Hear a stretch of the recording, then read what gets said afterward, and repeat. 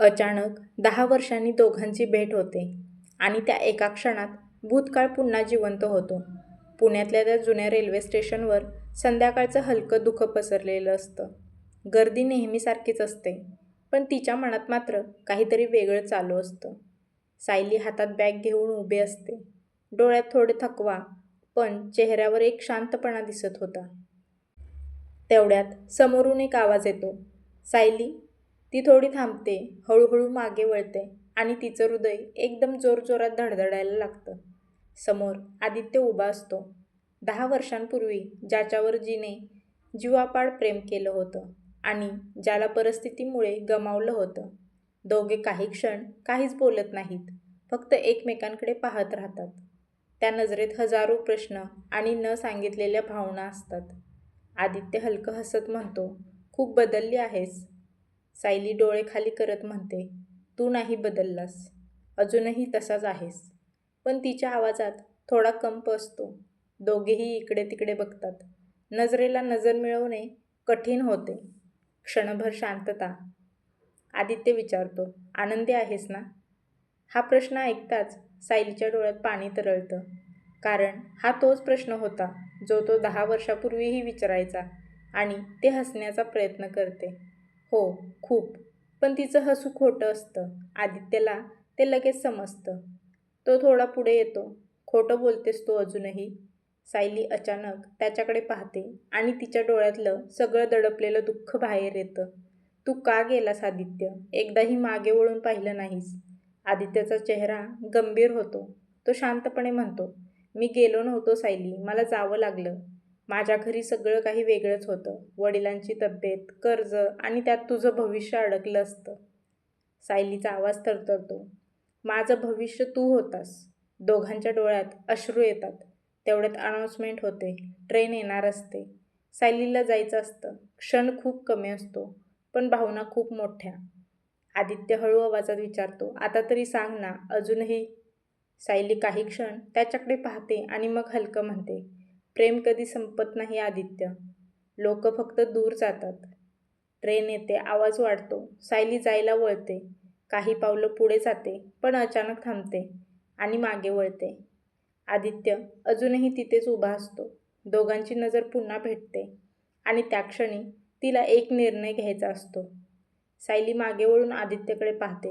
डोळ्यात प्रेम, वेदना आणि एक शेवटचा निर्णय. ती अचानक त्याच्याकडे धाव घेत नाही. उलट ती शांतपणे परत त्याच्याकडे चालत जाते. आदित्यच्या डोळ्यात आशा निर्माण होते. "सायली." ती त्याच्यासमोर येऊन उभी राहते.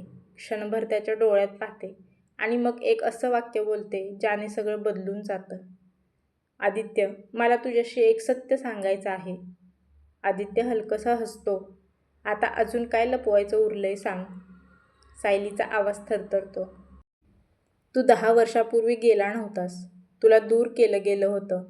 आदित्य गोंधळतो. "म्हणजे?" सायलीच्या डोळ्यात अश्रू येतात. "त्या रात्री तू माझ्या घरी आला होतास, माझ्या वडिलांना भेटायला."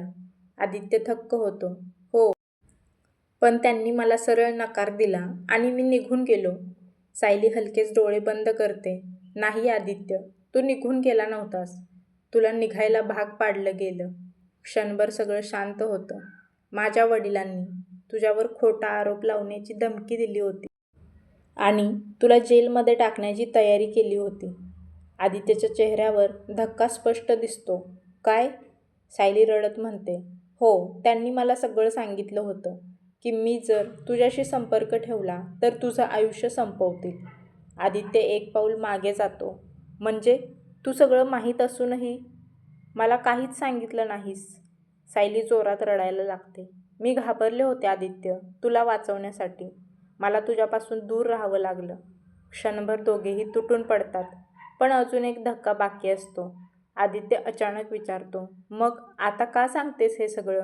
10 वर्षांनी?" सायली काही क्षण शांत राहते आणि मग तिच्या आयुष्याचं सर्वात मोठं सत्य बाहेर येतं. कारण आता लपवून ठेवण्यासारखं काहीच उरलेलं नाही. ती हळूहळू आपल्या बॅगमधून एक छोटा फोटो काढते. आदित्यच्या हातात देते. आदित्य फोटो पाहतो आणि त्याच्या पायाखालची जमीन सरकते. त्या फोटोमध्ये एक 9 वर्षाचा मुलगा असतो आणि तो मुलगा अगदी आदित्यसारखाच दिसत असतो. आदित्यचा आवाज अडकतो. हा कोण आहे? सायली डोळ्यातून अश्रू वाहत म्हणते, आपला मुलगा. क्षणभर वेळ थांबतो. आदित्यच्या डोळ्यात अश्रू येतात. हात थरथरतात. काय? सायली पुढे बोलते. तू गेल्यावर मला कळलं मी प्रेग्नेंट होते. मी खूप प्रयत्न केला तुला शोधायचा. पण बाबा, त्यांनी मला घराबाहेर जाऊच दिलं नाही. मी एकटीने त्याला वाढवलं. तुझ्या आठवणींवर. आदित्य पूर्णपणे तुटतो. तो सायलीकडे पाहतो. माझा मुलगा आणि मला काहीच माहीत नाही. सायली रडत म्हणते, माफ कर, पण मी तुझं आयुष्य वाचवत होते. तेवढ्यात एक छोटा मुलगा धावत धावत येतो. आई, ट्रेन आली, चल ना. सायली वळते. तोच मुलगा, फोटोमधला. आदित्य त्याच्याकडे पाहतो. डोळ्यातून अश्रू थांबत नाहीत. मुलगा आदित्यकडे पाहतो. आई, हे कोण? सायली काही क्षण थांबते. तिच्या आयुष्यातला सर्वात कठीण क्षण तो असतो.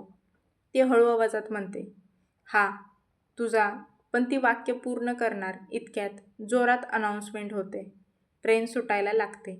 गर्दी वाढते. गोंधळ होतो. सायली मुलाचा हात धरते आणि ती एक निर्णय घेते. ती वाक्य पूर्ण करतच नाही. ती फक्त एवढंच म्हणते, चल, उशीर होतोय. आणि ती मुलाला घेऊन ट्रेनमध्ये चढते. आदित्य जागच्या जागी थिजलेला उभा राहतो. सायली, थांब, एकदा तरी सांग, तो माझा आहे का? ट्रेन हळूहळू सुटते. सायली दरवाजात उभी असते. डोळ्यात अश्रू. ती फक्त हलकं मान हलवते. होकारार्थी. आदित्यच्या जगात सगळं कोसळतं. तो धावत ट्रेनच्या मागे लागतो. पण ट्रेन वेग घेते. हातातून सगळं निसटून जातं आणि शेवटी ट्रेन अंधारात हरवते. काही दिवसांनी आदित्यला एक पत्र मिळतं, सायलीचं. त्यात लिहिलेलं असतं, आदित्य, मी तुला पुन्हा गमवायचं नाही म्हणून मी पुन्हा दूर गेले. कारण मला कॅन्सर आहे आणि माझ्याकडे फक्त काही महिने उरलेत. मला नाही वाटत तू पुन्हा एकदा तुटावंस. पण एक गोष्ट लक्षात ठेव, आपला मुलगा तुझ्यासारखाच जिद्दी आहे. कदाचित तो तुला एक दिवस शोधेल. आदित्य पत्र हातात धरून कोसळतो. यावेळी त्याने फक्त प्रेम गमावलं नाही, तर पूर्ण आयुष्य गमावलं होतं. सायली गेल्यानंतर 15 वर्षे उलटलेली असतात. तिचं काय झालं, ती अजून आहे की देवाघरी गेली याचा काहीच अंदाज त्याला लागत नव्हता. ती कुठे राहत होती याचीही त्याला काही कल्पना नव्हती. आदित्यचं आयुष्य पूर्ण बदललेलं असतं. तो आता एकटा असतो, पण आतून पूर्ण रिकामा झालेला असतो. त्याने दुसरं लग्नही केलं नाही, कारण त्याचं मन अजूनही सायलीतच अडकलेलं असतं. पण एक गोष्ट त्याला रोज जिवंत ठेवत असते, ते म्हणजे त्याचा मुलगा, ज्याला त्याने कधी जवळून पाहिलंही नव्हतं. एके दिवशी आदित्यच्या ऑफिसमध्ये एक 24-25 वर्षाचा तरुण येतो. आत येताच तो सरळ आदित्यसमोर उभा राहतो. त्याच्या डोळ्यात एक वेगळाच आत्मविश्वास आणि चेहऱ्यावर एक ओळखीचा भाव. आपण आदित्य सर? आदित्य हलकं मान हलवतो. हो, पण तू कोण? तो तरुण हळूच हसतो. मी आर्यन. आदित्यच्या हातातून फाईल खाली पडते. आर्यन, सायलीच्या पत्रातलं नाव. क्षणभर दोघे एकमेकांकडे पाहत राहतात. आदित्यचा आवाज थरथरतो. तू सायलीचा? आर्यन शांतपणे म्हणतो. हो, आणि तुमचाही. आदित्यच्या डोळ्यात अश्रू येतात. तो पुढे जाऊन त्याला मिठी मारायचा प्रयत्न करतो, पण आर्यन एक पाऊल मागे जातो. थांबा. आदित्य थबकतो. काय झालं? आर्यनचा चेहरा अचानक गंभीर होतो. मी इथे फक्त भेटायला आलो नाहीये. आदित्य गोंधळतो. मग? आर्यन हळूहळू बोलायला सुरुवात करतो. आईने मला सगळं सांगितलं होतं तुमच्याबद्दल, तुमच्या प्रेमाबद्दल आणि तुमच्या वेगळं होण्यामागचं कारण. मी लहान होतो तेव्हा वाटायचं तुम्ही आम्हाला सोडलंत, पण मोठं झाल्यावर कळलं कथा काही वेगळीच होती. आदित्य डोळे पुसतो. मग आता का आलास? आर्यन काही क्षण शांत राहतो आणि मग तो एक फाईल टेबलवर ठेवतो. कारण मी तुमच्यावर केस करायला आलोय. आदित्यला जबरदस्त धक्का बसतो. काय? आर्यनचा आवाज कठोर होतो. 15 वर्ष आईने एकटीने सगळं सहन केलं. ती आजारी होती, तरी शेवटपर्यंत तुमची वाट पाहत होती. आणि तुम्ही एकदाही आम्हाला शोधलं नाही. आदित्य तुटून पडतो. मी शोधत होतो, पण काहीच सापडलं नाही. बरोबर, आर्यनमध्येच थांबवतो. खरं सांगू, तुम्हाला शोधायचंच नव्हतं. आदित्य शांत होतो, कारण त्याच्याकडे उत्तर नसतं. पण अजून एक ट्विस्ट बाकी असतो. आर्यन हळूहळू एक फोटो काढतो. तो फोटो आदित्यसमोर ठेवतो. आदित्य फोटो पाहतो आणि त्याचा श्वास अडकतो. त्या फोटोमध्ये सायली हॉस्पिटलमध्ये असते आणि तिच्या बाजूला एक माणूस उभा असतो. तो माणूस आदित्यचाच सर्वात जवळचा मित्र, तो म्हणजे समीर. तो फोटो पाहून आदित्य थरथरतो. हा हा इथे काय करतोय? आर्यनचा आवाज थंड होतो. कारण आई शेवटपर्यंत एकटी नव्हती. समीर काका नेहमी तिच्या सोबत होते. आदित्यच्या मनात शंका निर्माण होते. म्हणजे? आर्यन डोळ्यात डोळे घालून म्हणतो, म्हणजे तुम्ही जे समजत होता ते पूर्ण सत्य नव्हतं. क्षणभर शांतता पसरली आणि मग सर्वात मोठा धक्का बसला. आर्यन हळू आवाजात म्हणतो, मी तुमचा मुलगा नाहीये. आदित्यच्या पायाखालची जमीन सरकते. काय? आईने तुम्हाला शेवटच्या वेळी खोटं सांगितलं, कारण ती तुम्हाला परत बांधून ठेवू इच्छित नव्हती. ती जाणार होती आणि तुम्हाला पुन्हा एकदा तिला तोडायला नको होतं. आदित्य पूर्णपणे तुटतो. डोळ्यातून अश्रू वाहत राहतात. मग माझं काय? आर्यन शांतपणे म्हणतो, तुमचं काहीच नाही. तुम्ही एक प्रेम गमावलं नाही. तुम्ही एक भ्रम जगत होतात आणि तेही आज संपलं. आर्यन जाण्यासाठी वळतो, पण दरवाजाजवळ थांबतो. एक गोष्ट अजून. तो मागे वळून पाहतो. आई शेवटच्या श्वासापर्यंत फक्त तुमच्यावरच प्रेम करत होती.